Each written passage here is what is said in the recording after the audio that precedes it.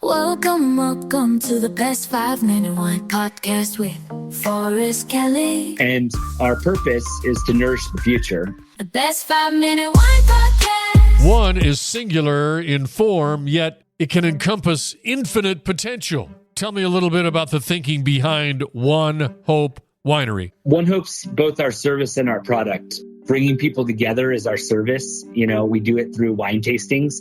And I used to think about our product as being wine, but our product is really hope, and it comes in the form of a bottle of wine. And so you take these two words that are two of the most powerful words in the English language and put them together. It is all one word, the brand. There's a little extra space between the E in one and the H in hope to make it easier on your eyes.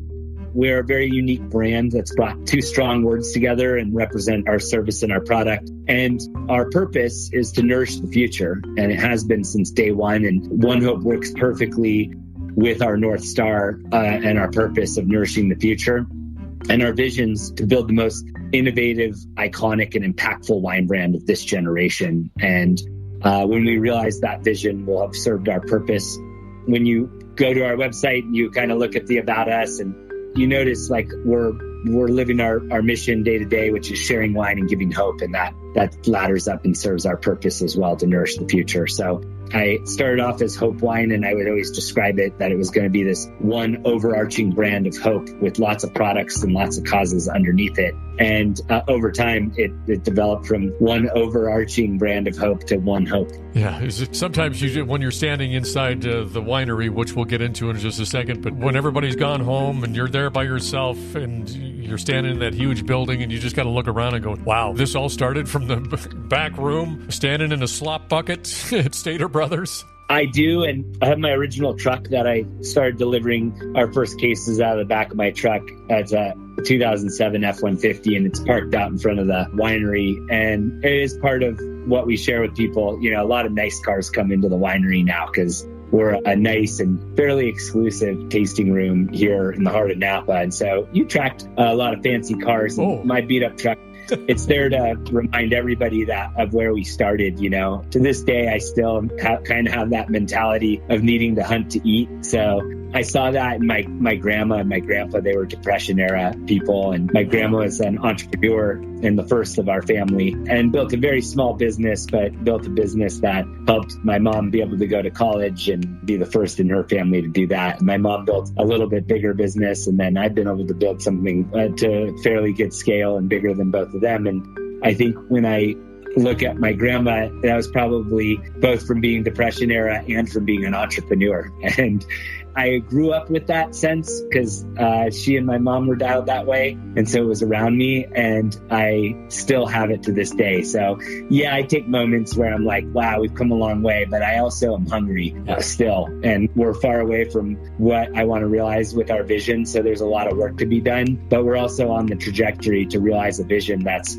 when you talk about trying to be the most innovative, iconic, and impactful wine brand of this generation, that's a generational vision. Yeah. And so you got to stay hungry the whole generation. Where does your mom go to college? My mom went to University of Arizona, and then she joined the U.S. Corps and went and served in the U.S. Army in Germany, where she met my dad, who was a sergeant on the weapons base that they were on. They were on a nuclear weapons base in Germany. They went from there and traveled the world for a few years, ended up having my older sister in New Zealand, and decided to come back to the States. And they both went back to college, my dad for his undergraduate degree and my mom for her master's at Chico State, and then moved to the Bay Area when I was 2. So I was really fortunate to grow up in the Bay Area, kind of in the heart of the Silicon Valley during the early 80s. I was born 83 and we moved here in 85.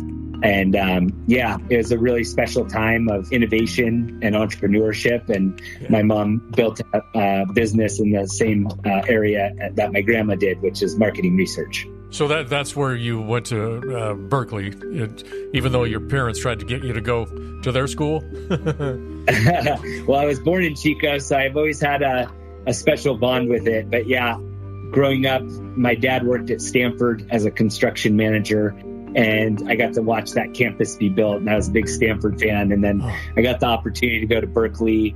I played a little bit of football there and also played on the championship rugby team. It's an amazing program there. Wow. played sports there, got to be a part of the fraternity system, and was part of the student government too. So I had a well-rounded college experience and was very social, and it got me prepared, I think, for being a leader in general and building organizations.